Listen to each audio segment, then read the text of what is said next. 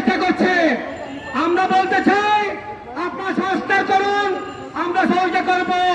যত সময় লাগে নিয়ে নিন, তা হবে দেশের প্রচলিত আইন তথা মানব আইনে সংস্কার করুন। কোরআন আল্লাহর বিধান প্রচলিত আঘাত দিবেন, হামলা করবেন, হাত থাকবেন, হাত কেটে ফেলা হবে। আমরা মাঠে আসতে চাই নাই, আমরা কোনো ব্যক্তি স্বার্থ নিয়ে এখানে আসি নাই। আমাদের ন্যায্য অধিকার মামলা প্রত্যাহার এবং এই দেশের সংখ্যাগরিষ্ঠ মা বোনদের ন্যায্য অধিকার সম্মান বজায় রাখার জন্য এসেছি। মাঠে থাকবো। সঙ্গে সঙ্গে বলতে চাই, যারা স্বার্থের জন্য দলের জন্য আন্দোলন করে দেশকে বিরত করছেন, তারা আবার 111কে ডাকে আনবেন না।